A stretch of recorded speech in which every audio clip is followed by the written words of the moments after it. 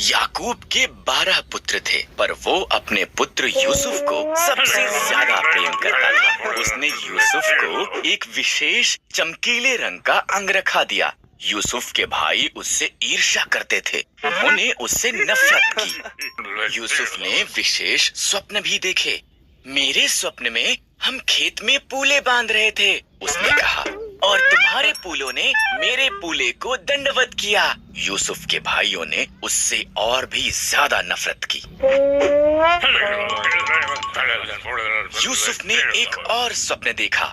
सूर्य, चंद्रमा और 11 तारे मुझे दंडवत कर रहे थे। उसके पिता और उसके भाई कुड़कुड़ाए, क्या तू ये कह रहा है कि तू हम पर राज्य करेगा? एक दिन यूसुफ के भाई खेतों में उनके भेड़ों की निगरानी कर रहे थे।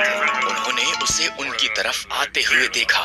उन्होंने उसे मार देने और उसके स्वप्नों का अंत करने की योजना बनाई। हमारे भाई को मार देना गलत होगा, रूबेन ने कहा। आओ हम उसे खाली गड्ढे में डाल देते हैं। इसलिए उन्होंने यूसुफ का विशेष अंगरखा फाड़ दिया और उसे गड्ढे में फेंक दिया। इश्माइली व्यापारी मिस्र की तरफ उनके मार्ग से गुजरे।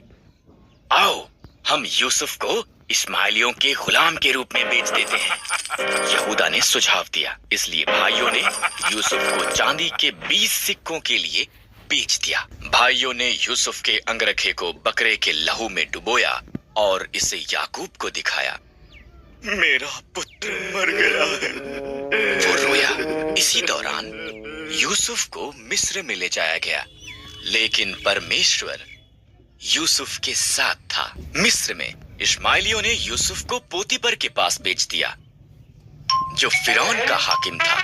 परमेश्वर ने यूसुफ को आशीष दी और उसे सफल बनाया। पोतीपर ने यूसुफ को अपने पूरे घराने का अधिकारी बना दिया। यूसुफ ने पोतीपर की अच्छी सेवा की। पोतीपर की पत्नी ने चाहा कि यूसुफ परमेश्वर के विरुद्ध पाप करे। यूसुफ ने इनकार कर दिया, इसलिए उसने उसके बारे में झूठ बोला। पोतीपर ने अपनी पत्नी पर विश्वास किया और यूसुफ को जेल में डाल दिया गया। जेल में यूसुफ फिरौन के 2 हाकिमों से मिला। इन दोनों ने स्वप्न देखे और परमेश्वर ने यूसुफ को उनके अर्थ दिखाए। यूसुफ की व्याख्या सच्ची हुई। पिलाने हार को आजादी मिली, पर पकाने हार को फांसी दी गई। 2 साल बाद फिरौन ने व्याकुल कर देने वाले 2 स्वप्न देखे। पिलाने हार को जो यूसुफ ने उसके लिए किया था याद आया और फिरौन को बताया। इस तरह फिरौन ने यूसुफ को बुलाया और उसे अपने स्वप्न बताए। परमेश्वर ने यूसुफ को फिरौन के स्वप्नों का अर्थ दिखाया। 7 साल तक भरपूर फसल होगी, यूसुफ ने कहा, इसलिए भोजन को जमा कर ले, क्योंकि इसके बाद 7 साल का अकाल होगा। फिरौन यूसुफ की बुद्धि से प्रभावित हुआ, इसलिए उसने यूसुफ को सारा भोजन एकत्र करने का जिम्मा सौंपा। फिरौन को छोड़ मिस्र में कोई भी यूसुफ से ज्यादा शक्तिशाली नहीं था। यूसुफ के भाई मिस्र में भोजन खरीदने के लिए गए। उन्होंने यूसुफ को दंडवत किया, पर उसे पहचान नहीं पाए।